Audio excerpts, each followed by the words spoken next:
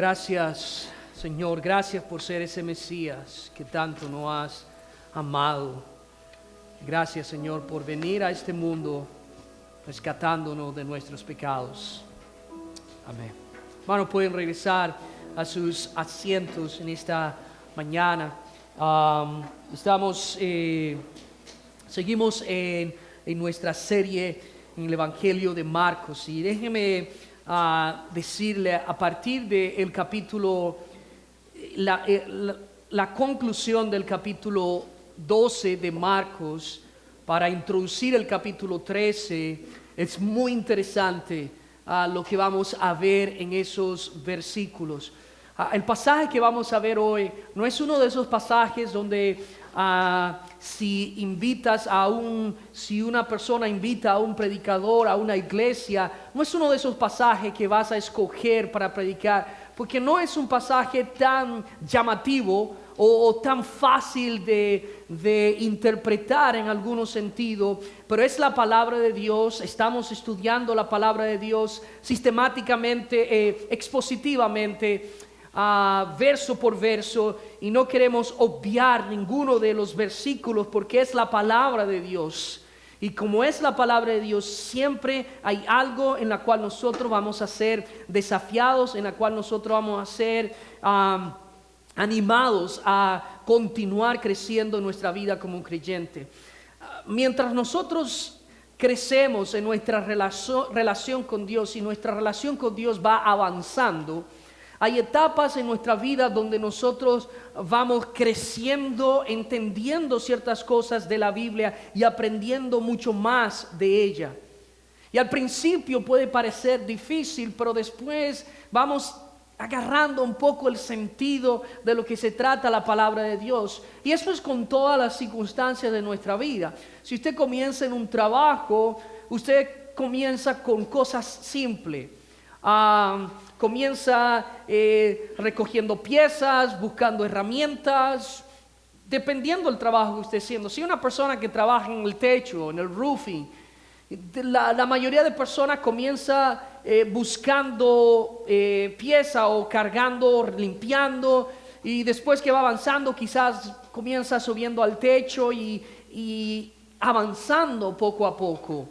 Pero eso se toma un tiempo, no es que ya una vez que iniciaste te hace un profesional. Es igual con la palabra de Dios. Cuando comienzas a hacer ejercicio, comienzas corriendo y corres una media milla y sigues avanzando, y luego estás corriendo 1 milla hasta 2 millas, y la mayoría de nosotros llegamos a 2 millas. Pero tu cuerpo se va adaptando a lo que tú lo estás acostumbrando. Tu mente se va adaptando a lo que tú lo estás acostumbrando.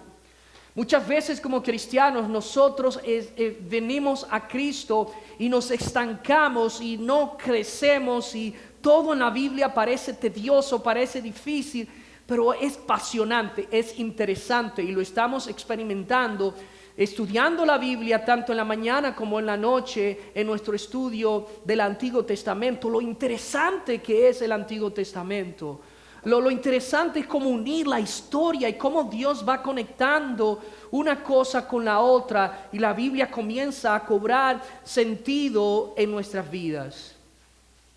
El pasaje de hoy y luego el capítulo 13 de Marcos es algo muy interesante, pero vamos a concluir con el capítulo 12 hoy, los versículos 35 hasta el 42, con esta pregunta en mente: ¿qué espera Dios de nosotros?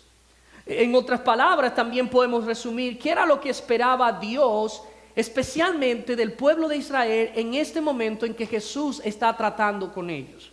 Cuando cantamos esta canción, Jesús el Mesías, a mi esposa no le gusta que yo cante cuando predico, pero es el único momento que yo puedo hacer lo que yo quiera porque no me deja cantar. Pero Jesús el Mesías es una canción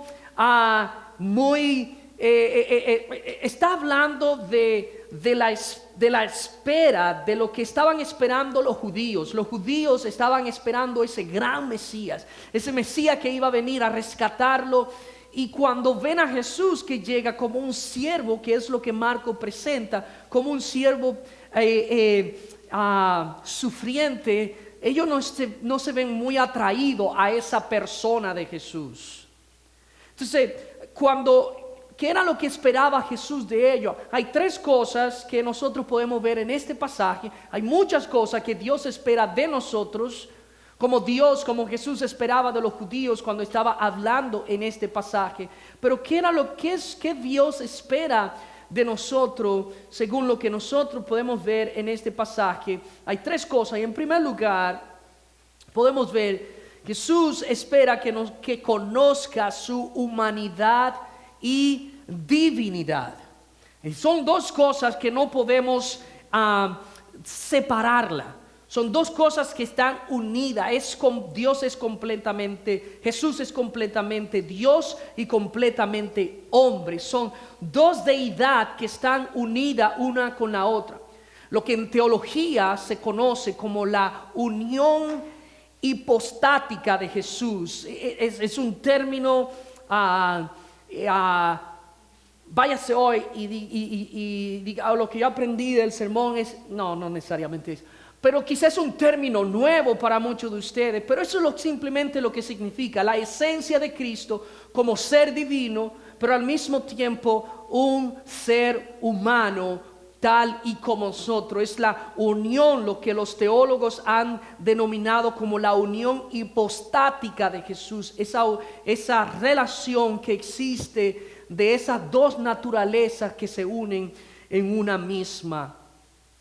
En los versículos 35 al 37 es lo primero que Jesús esperaba, que ellos entendieran esa parte esencial. Jesús es Dios, Jesús es hombre. Y mire cómo dice, enseñando Jesús en el templo, en el versículo 35, decía, ¿cómo dicen los escribas que el Cristo es hijo de David? Porque el mismo David dijo por el Espíritu Santo, dijo al Señor, a mi Señor, siéntate a mi diestra, hasta que ponga tus enemigos por estrado de tus pies. David mismo le llama Señor. ¿Cómo pues es su hijo? Y gran multitud del pueblo le oía de buena gana. Hasta el momento estos hombres habían detenido a Jesús para hacerle pregunta, para cuestionarlo. La semana pasada vimos cómo a Jesús le preguntaron cuál era el gran mandamiento. Y Jesús le dijo, amarás a tu prójimo, amarás a Dios y a tu prójimo como a ti mismo. En esta ocasión ahora cambia un poco el diálogo. Quien está preguntando es Jesús. Jesús está hablando con estas personas y ya no, dice el versículo 34, terminamos la semana pasada diciendo que ya no osaban, ellos no le preguntaban más, dejaron de preguntarle y ahora Jesús le dice, es mi turno, déjenme preguntarle a ustedes. Ustedes están cuestionando que yo soy el Hijo de Dios enviado, que yo vengo de la tribu de Judá, que vengo de la descendencia de David, que yo soy el Mesías. Eso es lo que está en la mente de Jesús cuando está haciendo esta pregunta. Jesús está tomando el Antiguo Testamento, es por eso que dice, y dijo de David. Jesús está refiriendo aquí al Antiguo Testamento, específicamente Salmo capítulo 110, versículo 1. El Salmo 110, versículo 1 dice, Jehová dijo a mi Señor, siéntate a mi diestra, hasta que ponga a tus enemigos por estrado de tus pies. La creencia del Mesías, que sería el Hijo de Dios, era correcta, pero ellos no la tenían completa. Ellos enseñaban que el Mesías era un gobernador que iba a venir a rescatarlo de la fuerza de los romanos, de una posesión política, no necesariamente a rescatarlo de su condición espiritual. Entonces en el Salmo 110 Jesús lo que está diciendo es algo muy simple. David, para un israelita, y en ese tiempo cuando está hablando del rey David, la posición más alta como ser humano es la posición del rey. Entonces Jesús diciendo, David tenía la posición más alta que un ser humano podía alcanzar. Era la persona más importante en Israel. No había nadie por encima del rey David. Pero David mismo está reconociendo a alguien que está por encima de él. Entonces los judíos al pensar esto, ok, no puede ser un ser humano, porque no hay ningún ser humano que esté por encima de ti, David. Tú eres el rey, tú eres la autoridad máxima como ser humano. Entonces Jesús le está diciendo, ¿cómo es posible que mismo David está diciendo a mi Señor que me va a poner los enemigos por estrado de mis pies? Entonces Jesús le está diciendo, David se está refiriendo a alguien que está por encima de él, y esa persona es Jesús misma.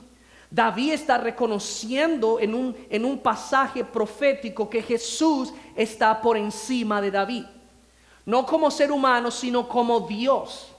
En otras palabras, David está reconociendo y diciendo, hay alguien que es más importante que yo, y esa persona va a venir de su descendencia. David viene de la tribu de Judá, y Jesús viene de la tribu de Judá, y David viene de esa descendencia. Jesús viene de esa descendencia. En otras palabras, David está reconociendo la humanidad y la divinidad de Jesús al mismo tiempo. Y eso es lo que Jesús está poniendo en la mente de estos escribas y de estos judíos.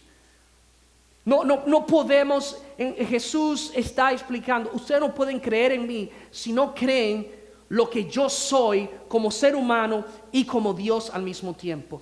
Y leíamos al principio que en Jesús habita toda la plenitud de la deidad.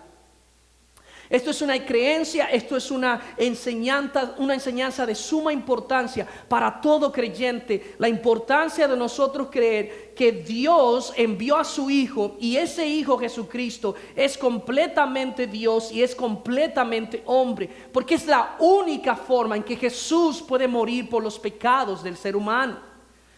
Cuando el ser humano pecó, lo primero que el ser humano hizo fue buscar la solución por su propia cuenta. Ellos se cubrieron con hojas de higuera. Dios toma un cordero, y ese cordero iba a ser sacrificado por Dios mismo para vestirlo. Luego el pueblo de Israel tenía que sacrificar corderos constantemente. De hecho, ese cordero es el cordero sin mancha. El cordero tenía que ser lo más perfecto posible. Esto era cuando se apartaba, cada año se hacía un sacrificio por la expiación, es decir, por todos los pecados del pueblo de Israel. Estamos estudiando eso los domingos en la noche.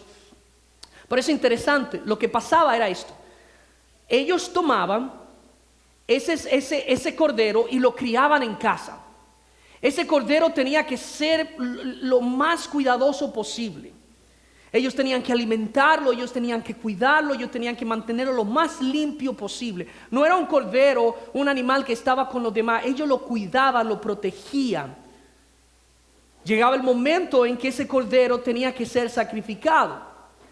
Quien tomaba ese cordero, el sacerdote tomaba ese cordero y lo llevaba cargado, porque no quería que caminara hasta llegara al templo, al lugar de sacrificio. Entonces ese cordero era cargado, era tomado cuidadosamente y se llevaba. El cordero tenía que ser lo más perfecto posible.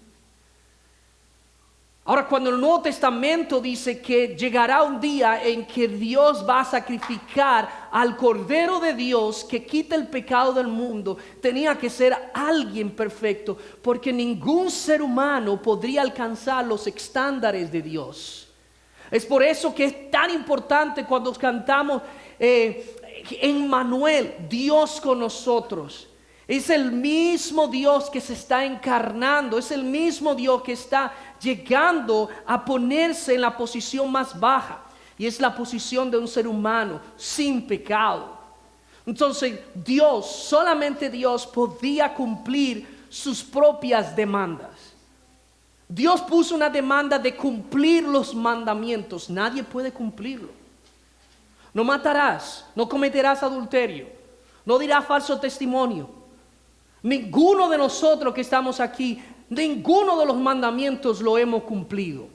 Y si yo me pongo a preguntar, cada uno de nosotros hemos pecado. Si has cometido adulterio, bueno, pues la Biblia dice que si miras a alguien con codicia en tu corazón, ya tú has cometido adulterio. ¿Has matado a alguien? Pues claro, todos nosotros lo hemos hecho. Todos deberíamos ir presos. No, pero lo que la Biblia dice es que cuando tú miras a alguien y deseas mal en tu corazón hacia esa persona, ya tú has asesinado a esa persona en tu corazón. Y todos decimos culpable. Quizás yo sí he pensado mal de muchas personas y he deseado, todos nosotros hemos deseado cosas malas a otras personas cuando nos enojamos. La Biblia dice que ya hemos cometido un homicidio hacia esa persona. Entonces, solamente Jesús podría venir a esta tierra como Dios, como ser humano y cumplir todas las demandas del Padre para morir en nuestro lugar, en nuestra posición. Es importante, Jesús quería que entendieran ellos la humanidad y la divinidad de Jesús al mismo tiempo. Él era coigual con el Padre.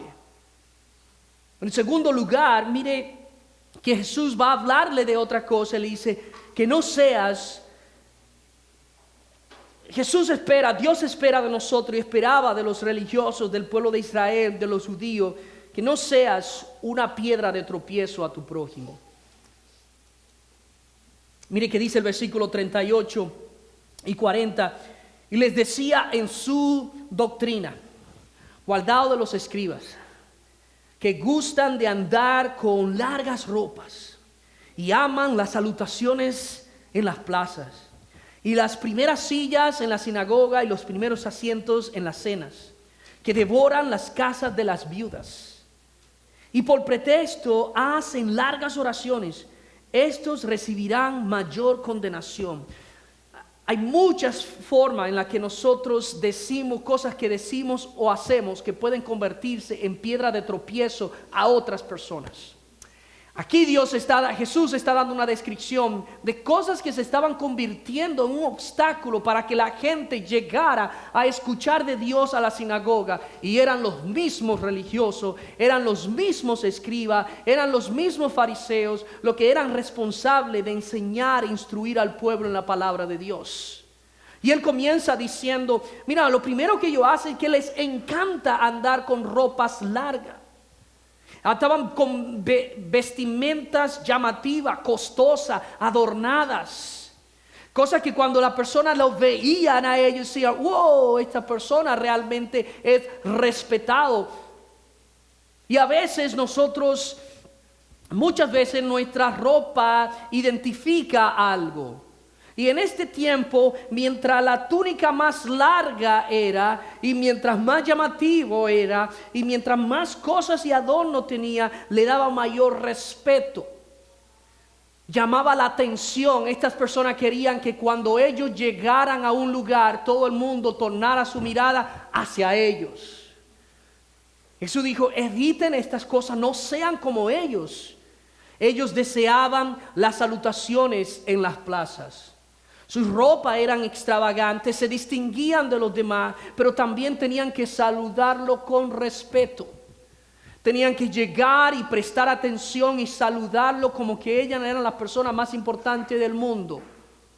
Saludarlo con el mayor respeto posible. Era una ofensa que alguien le pasara y no lo saludara con el respeto que se merece. Pero era un saludo que indicaba, era bajar la cabeza y saludarlo con todo respeto, y la persona tenía que reconocer su humildad y la exaltación de esas personas. A veces líderes quieren ponerse como que están fuera de la congregación, y hay que hacer cita para poder saludar a un líder, un pastor, lo que sea. Cuando Él tenga tiempo para ti, no, ahora mismo no puede, Él está ocupado. No, lo que Él está diciendo, no son más importantes que otras personas. Tú y yo, tú estás aquí, yo estoy aquí, pero todos nosotros tenemos el mismo valor, la misma importancia delante de Dios. Nadie más importante que otro, ni ninguna posición. En tercer lugar, Él dice, eran estos arrogantes, orgullosos. Le gustaban las primeras sillas en la sinagoga y los primeros asientos en la cena. Eran ansiosos, buscaban que su posición fuera respetada. Y que cuando ellos llegaran, esa es la silla del hermano o del escriba tal, del fariseo tal, nadie podía ocupar ese lugar. Y si había una cena o había algo especial, ellos tenían que ser los primeros. En vez de servir, ellos tenían que ser los primeros en que se les sirva. Todo lo contrario a lo que Jesús vino a hacer. Todo lo contrario a lo que Jesús vino a servir y a dar su vida por otros. Esto estaban haciendo completamente lo opuesto. Dice, y devoran las casas de las viudas. Se aprovechaban de las viudas, se aprovechaban de la inocencia, de la falta de conocimiento de las personas. Y eso lo vamos a ver en lo que resta del capítulo al final. Pero en quinto lugar, por pretexto hacían largas oraciones públicas, con el fin de mostrar su santidad y su devoción a Dios. Déjame utilizar los términos, las palabras más complicadas para que ellos vean lo bueno que yo soy, lo estudiado que yo soy, lo diferente que soy a ellos. No hay ningún problema, hermano, con nosotros utilizar términos o cosas que hemos aprendido, mejorar nuestro vocabulario, expandir nuestro vocabulario, pero saber por qué lo estamos utilizando. ¿Cuál es la intención que hay en nuestro corazón? ¿Cuál es la intención que nosotros buscamos? Que otros vean lo importante o lo estudiado que nosotros somos. Que otros vean que yo fui al seminario o que yo tomé esta clase o que yo hice esto. ¿Cuál es el punto? El punto es realmente tú estás haciendo lo que estás haciendo porque quieres crecer en tu relación con otros y servir de ayuda a otros o servir de piedra de tropiezo a otros. Muchas veces nuestra arrogancia se ve de muchas maneras. O déjame demostrarle a este grupo de personas que yo sé de lo que estoy hablando. Según la historia, esto, aquello, y ok, ¿cuál es el punto? Nuestra humildad, cómo se ve esto en nuestra relación con Dios. Y nosotros podemos ser de piedra de tropiezo a otras personas de muchas maneras.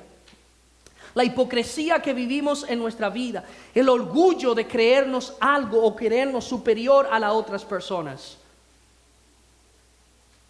El juzgar a las otras personas sin antes nosotros preguntar y darle el beneficio de la duda. ¿Por qué está haciendo eso? ¿Por qué dice esto? Antes de nosotros ir y dar un juicio sobre la otra persona. Venir a la iglesia a mirar lo que tal hermano, tal hermana está haciendo mal, en vez de enfocarnos cómo yo puedo mejorar. Es agotador nosotros venir. Y una hermana decía en nuestro tiempo de oración esta mañana, es que a veces nos enfocamos tanto en los errores, en las faltas de otros, que nos olvidamos de las nuestras. Nos enfocamos tanto en cómo otros deben mejorar, que nos olvidamos cómo nosotros debemos de mejorar y cómo debemos cambiar nosotros nuestra manera de pensar y nuestras actitudes. Ahora piensa tú que estás ahí, yo que estoy aquí, ¿cómo servimos nosotros de piedra de tropiezo a otras personas? ¿Cómo podemos evitar? Quizá tú eres más maduro y has crecido en tu relación con Dios y entiendes ciertas cosas, pero hay otros que están en esos primeros pasos y debemos, en mis palabras, mis actitudes. Quizá yo entiendo que esto no es pecado y que no está mal, pero voy a hacerlo de toda manera. Y que me acepte como no, ¿cómo yo puedo ponerme en el lugar de la otra persona? El mismo Pablo nos enseña eso. Muchas veces Pablo iba a lugares donde le era prohibido comer ciertos alimentos. Y Pablo dice, el hecho de que coma o no coma estos alimentos no es que está mal. Pero no voy a hacerlo porque estas personas son débiles en la fe, todavía no han crecido, ellos entienden que está mal, me voy a cohibirme, me voy a poner en su lugar. Pablo entendía bien lo que estaba haciendo, pero él dice, déjame ponerme en el lugar de la otra persona. ¿Cómo lo estamos haciendo nosotros? ¿Y qué estamos haciendo nosotros para servir a otros en su crecimiento y no como un obstáculo? Número 3, mire este pasaje que es muy interesante lo que dice el 40 y 42. No engañes al más débil. No sirva de piedra de tropiezo, pero no tampoco engañes al más débil. El versículo 40 termina diciendo, estos recibirán mayor condenación. Hablando de aquellos que tenían la responsabilidad de enseñar. Cuando nosotros leemos la Biblia, es importante que nosotros nos quitemos los prejuicios. O lo que yo he aprendido esto de tal manera y así debe ser. Es importante cuando que leamos la Biblia entender el contexto y el pasaje en su debido contexto para entender la intención del autor. Y este es un pasaje que muchas veces puede ser mal interpretado y le voy a decir porque mire el versículo 41 dice, estando Jesús sentado delante del arca de la ofrenda, miraba cómo el pueblo echaba dinero en el arca y muchos ricos echaban mucho. Y vino una viuda pobre y echó 2 blancas, o sea, un cuadrante. Entonces llamando a los discípulos dijo, de cierto os digo que esta viuda pobre echó más que todo lo que han echado en el arca, porque todos han echado lo que les sobra, pero esta de su pobreza echó todo lo que tenía, todo su sustento. Interesante, este pasaje muchas veces lo utilizamos para decir cuánto debemos dar de nuestro corazón y imitar el ejemplo de esta viuda que dio todo lo que tenía. Pero el pasaje nos enseña otra cosa muy interesante y fíjense, Jesús está delante de la ofrenda. En el templo habían diferentes alfolí o receptáculos, lugares donde la gente depositaba ofrendas. Las ofrendas eran con diferentes propósitos. Había una ofrenda para sacrificio, había una ofrenda para los inciensos que se ponían y se encendían las velas, había para el templo, para mantener al templo, para la limpieza, el cuidado. Todas estas cosas tenían diferentes propósitos y muchas ofrendas también para otras cosas. Jesús estaba observando cómo daban grandes cantidades de dinero. Dice que miraba cómo el pueblo echaba en el arca y muchos ricos echaban mucho. Ellos tenían mucho dinero y echaban mucho dinero. Ahora Jesús está observando no tan solamente lo que están dando, sino la intención con la que ellos están dando. Y Jesús puede hacerlo porque Él es Dios y conoce la intención de nuestros corazones. Y Jesús está observando estas cosas. El versículo 42 dice, y vino una viuda pobre y echó 2 blancas, o sea, 2 cuadrantes. Lo que esta mujer está dando es lo más mínimo que una persona podría dar. Esta mujer está dando todo lo que ella tenía. Estaba dando la 60ª parte, la parte número 60 de lo que es un cuadrante, de lo que ganaba una persona, un denario, por el trabajo de un día. Es decir, en otras palabras, lo más mínimo que una persona podría dar. Póngalo aquí, no un dólar. ¿Cuál es la moneda más mínima aquí en Estados Unidos? Un centavo. Ok, el centavo. Y después del centavo, eso mismo. Un centavo. Esta persona está dando un centavo y poniéndolo, mientras los ricos estaban dando un montón de dinero. Uno estaba dando de 100, 200, uno 500, lo que sea. Ahora Jesús no está mirando la cantidad de cosas, sino el corazón. Pero es interesante que el versículo 43 dice, entonces llamando a sus discípulos le dijo, de cierto os digo que esta viuda pobre echó más que todo lo que han echado en el arca, porque todos han echado de lo que les sobra, pero esta de su pobreza echó lo que tenía, todo su sustento. Permítame aclarar algunas cosas. Jesús no está condenando la actitud de las personas que están dando. Jesús está condenando el legalismo, la religiosidad y el engaño de los religiosos, de los líderes hacia las personas. Número 2, el pasaje no nos dice cuál es la intención de la viuda detrás de lo que ella está haciendo. Tampoco sabíamos si esta viuda tenía un conocimiento correcto de Dios. Jesús no instruyó a los discípulos a que sigan el ejemplo de la viuda tampoco. La viuda no es la heroína de esta historia. La viuda es una víctima de la religiosidad de este tiempo. Esta viuda es una víctima.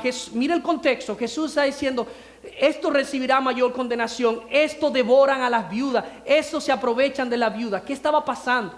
En este tiempo la persona estaba siendo manipulada y diciendo, tienes que dar, tienes que entregar a Dios todo lo que tiene para que reciba doble bendición de Dios.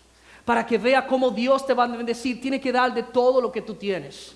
Esta viuda, teniendo ese conocimiento y cómo los religiosos la manipulaban a estas personas, esta viuda fue y entregó todo lo que tenía. Esta viuda no es una heroína, es una víctima de lo desagradable y de las cosas que estaban haciendo estos religiosos para manipular a las personas. No muy diferente a lo que pasa en nuestros días. Manipular a las personas para dar al Señor no es lo correcto. Nosotros debemos dar a nuestro Dios, debemos dar a la iglesia. Es un mandato, es una responsabilidad de todos nosotros. Pero hay una gran diferencia entre manipular a las personas, manipular su conciencia, controlar su conciencia para que dé por una obligación y no por un corazón agradecido. Eso es lo que Jesús está condenando aquí.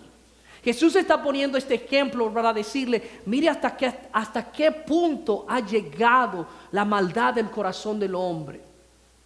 Que esta viuda, teniendo necesidad de poder comprar sus alimentos y hacer otras cosas, está dándolo todo porque los religiosos están condenando o están forzando a hacer algo que realmente Dios no está demandando. Es una buena actitud, ella está haciendo algo bueno. Pero los religiosos lo estaban manipulando a las personas. Hoy en día, como también sucede muchas veces, si no das, vas a recibir una condenación del Señor. O tú no tienes comida esta semana, es que tú no ofrendaste. O ven y ofrenda al Señor y vas a recibir el doble. Da 100, vas a recibir 200. Da 200, vas a recibir 400. Ven y echa al altar todo. Dale el Rolex que Dios te va a dar. No, la Biblia dice que no demos ni por tristeza ni por necesidad, porque Dios bendice al dador alegre. No bendice al dador alegre. La Biblia dice Dios ama al dador alegre. Pero a veces decimos Dios bendice al dador alegre. Es bueno, Dios lo bendice, pero la Biblia dice que Dios ama, se deleita en el dador alegre, la persona que da con la actitud correcta. Jesús espera de nosotros que podamos crecer en su palabra y que utilicemos la palabra de Dios no para engañar a otros, no para manipular a otros, sino para ser de bendición, no de piedra de tropiezo, ser de bendición a otras personas. Y Jesús quiere poner a estos discípulos, a estos líderes que iban a seguir llevando su evangelio, cómo nosotros transmitimos a otros la palabra de Dios, la verdad. No mi opinión, no la opinión de ninguno de nosotros, pero cómo nosotros podemos bendecir a otro. Y mi pregunta es, hermano, ¿cómo estamos utilizando nosotros la palabra de Dios? Para servir a otras personas, ser un instrumento de Dios, para que otros puedan ver a Cristo en mi vida, o que otros puedan ver lo inteligente, lo sabio, lo educado, lo preparado que somos. O cómo podemos servir a otras personas para que también puedan amar y crecer y tener una pasión por la palabra de Dios. Inclinen sus rostros, mis hermanos, y vamos a orar en esta mañana.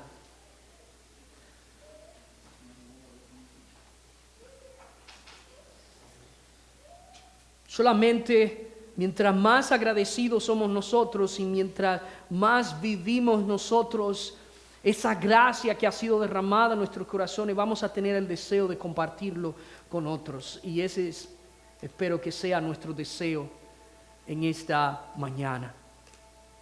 Padre, ¿Qué espera Dios de nosotros? Dios espera, Dios quiere que nosotros entendamos quién es Cristo y lo que ha hecho por nosotros. Ese Dios encarnado que vino a ser un ser humano y morir por nuestros pecados. Pero a medida que crezcamos, que no seamos una piedra, no seamos un obstáculo, y que no utilicemos la palabra de Dios para manipular a otros, pero solamente, Dios, cuando entendemos tu gracia, cuando somos agradecidos, cuando entendemos todo lo que tú has hecho, de esa manera también nosotros vamos a ser pacientes con otros y brindar ese regalo, esa gracia que tú has tenido con cada uno de nosotros. Gracias por salvarnos y gracias por Jesucristo. Gracias por todo lo que has hecho en nuestras vidas. Amén.